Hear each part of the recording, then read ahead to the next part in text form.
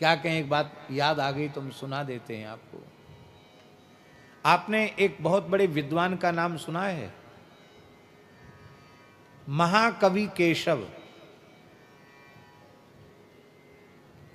महाकवि केशव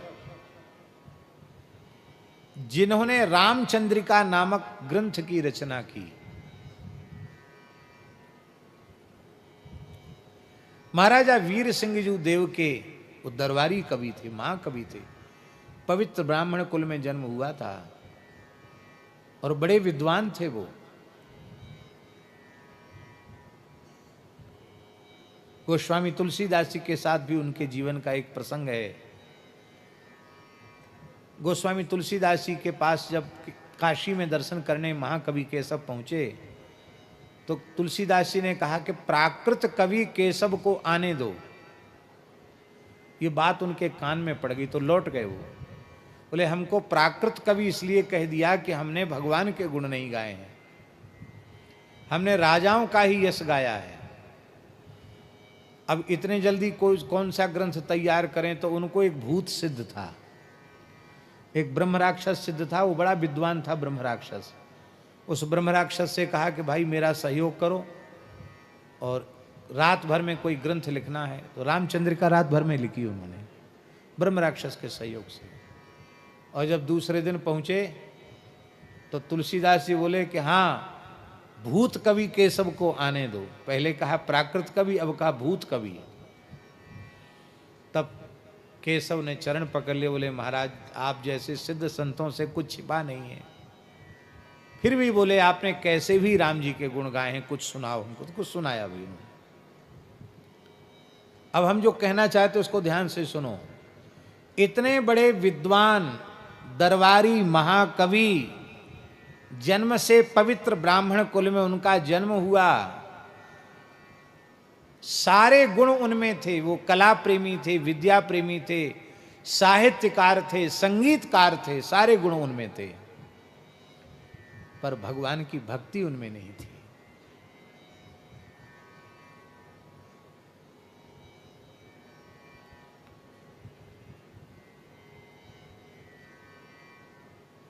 एक बार एक 15-16 साल की किशोरी कन्या लड़की ने उनसे कहा,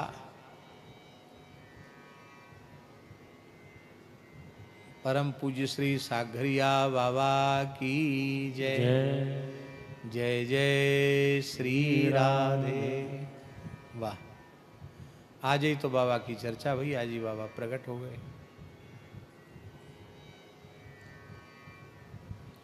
लगभग 100 वर्ष की आयु है बाबा की, और आज इस अवस्था में भी अपने नियम से चल रहे हैं। ये श्री ठाकुर जी की बड़ी कृपा है।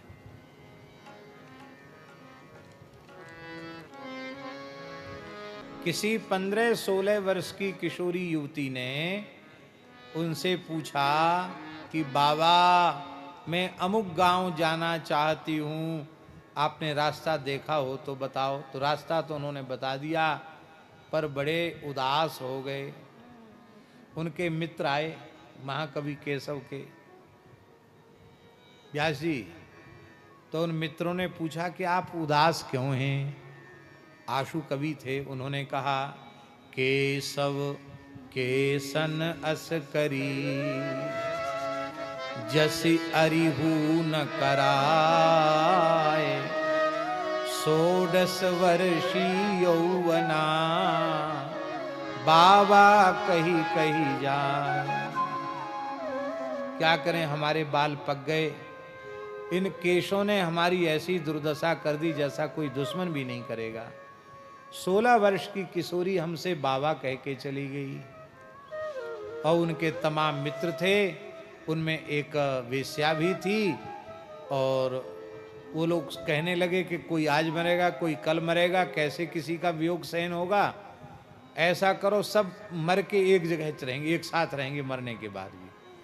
तो कैसे मर के एक साथ रहेंगे? उन्होंने भूत यज्ञ किया व्यास जी। जैसे जन्मे जने सर्प यज्ञ किया, उन्होंने भूत यज्ञ किया। संकल्प लेकर मर के सब भूत बने। देखो दुर्भाग्य देखिए, देवता बनने का संकल्प नहीं किया, भूत बनने का संकल्प किया, मर के सब भूत बने, पर एक जगह नहीं रह पाए मरने के बाद। सबके अलग अलग कर्म थे, सब अलग अलग चले गए। और इनका फिर गोस्वामी तुलसीदास जी महाराज यात्रा में थे, तो प्रेत रूप में महाकवि केशव उनके सामने आए। बोले महाराज मेरा उद्धार करो। तो आपने कहा आपका परिचय, आप कौन हैं? बोले मैं महाकवि केशव हूँ। अरे तुम प्रेत क्यों बने? सारी बात बताई। तब आपने कहा कि राम जी का गुणगान करो। बोले मैं इस योनि में चला गया हूँ कि मैं भगवान का गुण नहीं गा सकता। तब तुलसीदास जी ने रामचरितमानस की कुछ चौपाइयाँ गाई उनके सामने, रामचरित्र सुनाया। उससे उनके पाप नष्ट हुए, उनको स्मृति आई और उन्होंने रामचंद्रिका के कुछ छंद जैसे ही पढ़े, उसी समय वो मुक्त होकर भगवान के धाम को चले गए।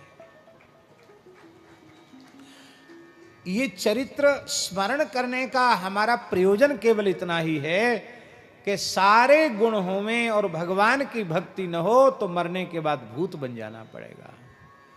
और कोई गुण न हो, भगवान की निष्काम भक्ति हृदय में प्रतिष्ठित हो, तो उस भक्त के अंतःकरण में सारे सद्गुण आकर के विराजमान हो जाते हैं। इसलिए निष्काम भक्ति ही अहैतुक अप्रतिहत ज्ञान को उत्पन्न करती है। निष्काम भक्ति ही अहैतुक अप्रतिहत वैराग्य को उत्पन्न करती है। इसलिए निष्काम भक्ति प्राप्त करने का प्रयत्न करना चाहिए। और इस निष्काम भक्ति को पाने का साधन क्या है? तात भगति अनुपम सुख मूला, तात भगति अनुपम सुख मूला, मिलहि जो संत होहि अनुकूला, मिलहि जो संत होहि अनुकूला। अनुपम सुख का मूल जो भगवान की भक्ति है, वो संतों की अनुकूलता से सहज ही प्राप्त हो जाती। संतों की अनुकूलता कैसे प्राप्त होगी? संतों के सिद्धांत के अनुरूप, उनके उपदेश के अनुरूप, उनकी रहनी के अनुरूप आप अपने जीवन का निर्माण करेंगे तो उन संतों की सहज कृपा आपको प्राप्त हो जाएगी। अब वो जो कहते हैं वो न करो, उनके विचारों को आदर न दो, तो फिर उनकी कृपा नहीं प्राप्त हो पाएगी। बोलो भक्तवत्सल भगवान की जय। इसलिए श्री प्रहलाद जी महाराज कह रहे हैं कि यस्यास्ति भक्तिर् भगवत्य किंचना सर्वैर्गुणैस्तत्र समासते सुराः हराव भक्तस्य कुतो महद्गुणा मनोरथेना सति धावतो गई। केतुमाल वर्ष में भगवान कामदेव स्वरूप से विराजते हैं। लक्ष्मी जी भगवान की सेवा करती हैं और मंत्र का जप करती हैं। ओम ह्रांग ह्रीं ह्रूं ओम नमो भगवते ऋषिकेशाय सर्वगुण विशेषेर विलक्षितात्मने आकुतीनाम चित्तीनाम चेतसाम विशेषाणाम चाधिपते षोडश कला छंदोमयायाम मृतमयाय सर्वमयाय सहसे ओजसे बलाय कांताय कामाय नमस्ते उभयत्र भूयात। इस मंत्र का लक्ष्मी जी जप करती हैं और एक बड़ी विलक्षण स्तुति करती हैं लक्ष्मी जी। लक्ष्मी जी कहती हैं संसार की सभी नारियां पातिव्रत धर्म का पालन क्यों करती हैं? बोले पातिव्रत धर्म के पालन से भी आप ही प्रसन्न होते हैं, आपकी प्रसन्नता प्राप्त होती है। महाराज जी कितनी विशेष बात लक्ष्मी जी कह रही हैं। कहती महाराज यदि किसी स्त्री का पातिव्रत बहुत उत्तम कोटि का है और वह आपकी प्राप्ति नहीं चाहती है तो भी उसे आपकी प्राप्ति हो जाएगी। प्रमाण क्या है जानते हैं? वृंदा महासती है, उसका संपूर्ण प्रेम जालंधर में है।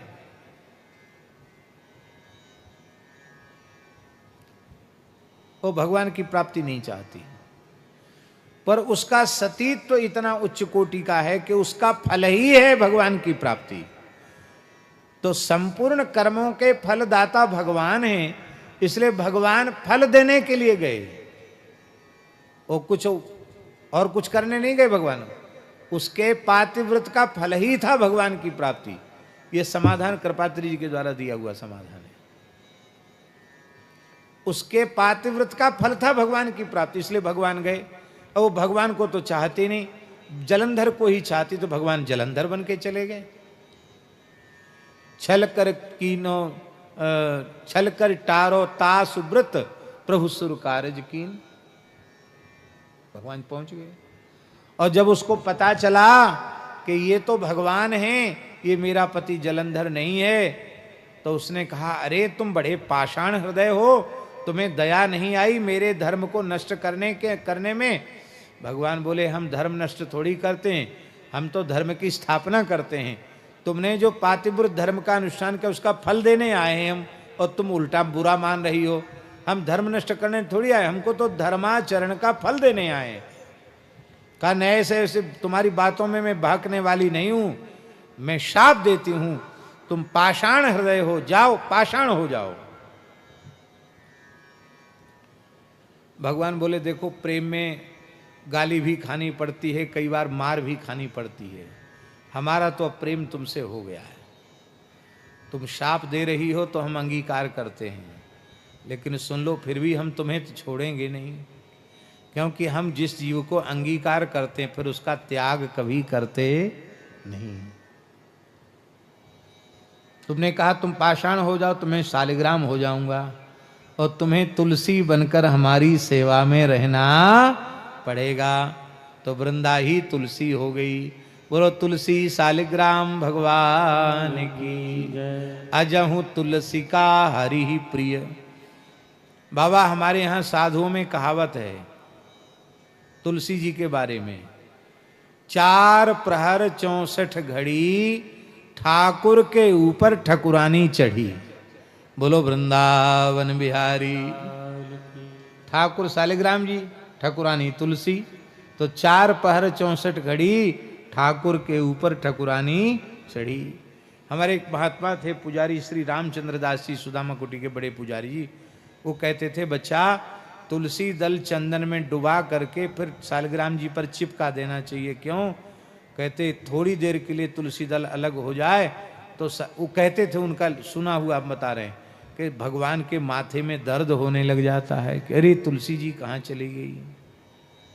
तो इसलिए चिपका देना चाहिए, जो स्नान के समय ही वो छूटे, और स्नान के समय नीचे तुलसी दल रहता ही है। तो 24 घंटे में एक क्षण के लिए भी शालिग्राम जी का तुलसी से वियोग नहीं होना चाहिए।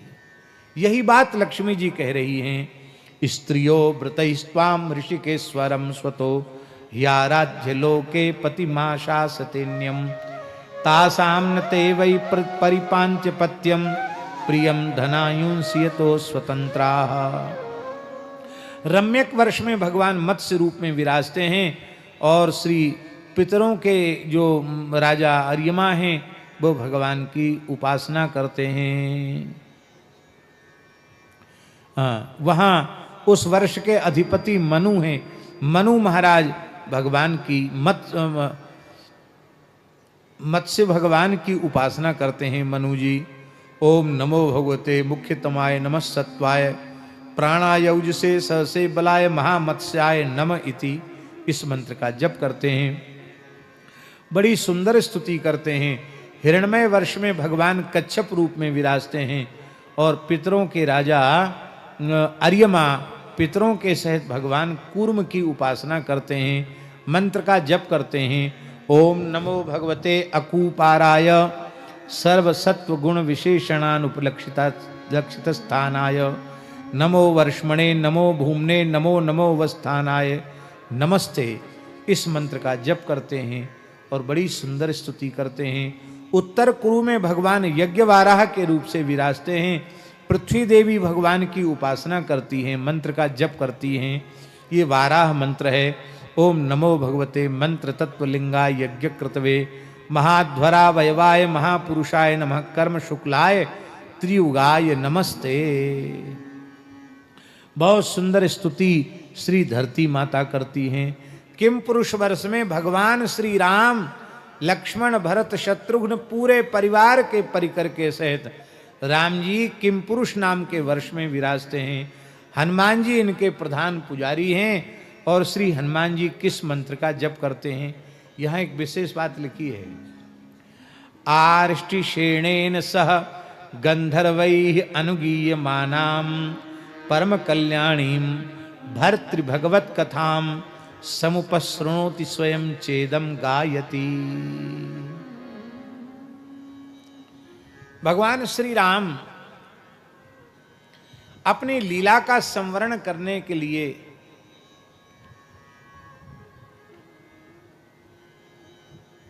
कृत संकल्पित हो गए। और हनुमान जी को भगवान ने कहा कि हनुमान जी अब हम अपनी लीला को समेटना चाहते हैं और हम नित्य साकेत प्रयाण करना चाहते हैं। जो हमारे साथ चलना चाहे हमारे साथ चले। तुमने हमारी निष्काम भाव से बहुत सेवा की है, तुम्हारी क्या इच्छा है। हनुमान जी बोले आप जाओ तो जाओ, हम तो नहीं जाएंगे। अरे बड़े विचित्र भक्त हो, हम जाएं जाएं आप नहीं, क्यों नहीं जाओगे। बोले प्रभु आपकी कथा से हमारा बड़ा प्यार है, बहुत अच्छी लगती है आपकी कथा। वाल्मीकि रामायण का श्लोक है 82। हनुमान जी कह रहे हैं यावत् तव कथा लोके प्रचरिष्यति पावने तावत् स्थास्यामि देहेऽस्मिस्तवाज्ञामनुपालयन्। हे भगवान, जब तक आपकी कथा इस धरती पर है तब तक आपकी आज्ञा का पालन करता हुआ मैं इसी धरती पर ही विराजमान रहूंगा। भगवान बोले मेरी भी यही इच्छा है, क्योंकि मेरे भक्तों का आश्रय कौन होगा, तुम हमारे साथ चले जाओगे तो भक्तों के आश्रय दाता बनकर के तुम धरती पर विराजो। चारों युग पर ताप तुम्हारा है प्रसिद्ध जगत उजियारा। साधु संत के तुम रखवारे असुर निकंदन राम दुलारे। जब तक धरती पर आपकी कथा है तब तक मैं कहीं नहीं जाऊंगा, यहीं रहूंगा। भगवान ने अपने पुत्र कुशलभ को अलग अलग राजा बनाया। लब को विदिशा क्षेत्र का राजा बनाया, कुश को अलग प्रयाग आदि क्षेत्र जिसको कौशाम्बी कहते हैं इस क्षेत्र का राजा बनाया। भरत जी के पुत्रों को अलग, लक्ष्मण जी के पुत्रों को अलग, शत्रुघ्न जी के पुत्रों को अलग। पर अयोध्या का जो चक्रवर्ती सम्राट का सिंहासन है वो हनुमान जी को सौंपा। हनुमान जी सबसे ज्येष्ठ पुत्र हैं भगवान के। और वो जहां राम जी ने हनुमान जी का विधिवत अभिषेक किया है वो स्थल है श्री हनुमानगढ़ी। हनुमान जी तो सिंहासन पर बैठे हैं और आपने हनुमानगढ़ी दर्शन किया हो तो पीछे राम जी खड़े हैं। राम जी खड़े हैं, लक्ष्मण जी खड़े हैं, भरत शत्रुघ्न सब खड़े हैं और हनुमान जी बैठे हैं। पीछे खड़े हैं भगवान, हनुमान जी बैठे हैं। इसलिए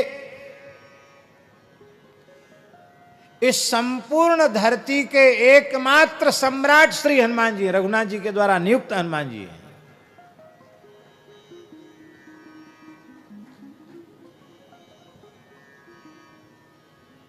बड़ी अद्भुत महिमा है हनुमान जी की, अद्भुत महिमा है। उनकी सेवा पूजा की पद्धति, उनकी सब कुछ लीला ही अद्भुत है।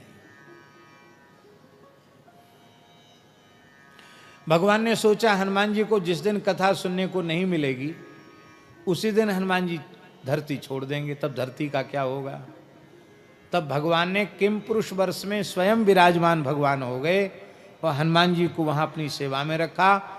और आर्ष्टिशेण नाम के गंधर्व राज को कहा कि आप 24 घंटे वीणा मुर्ज मृदंग आदि बजा बजा करके मेरे नाम का कीर्तन और मेरे चरित्र का कीर्तन हनुमान जी को सुनाते रहें।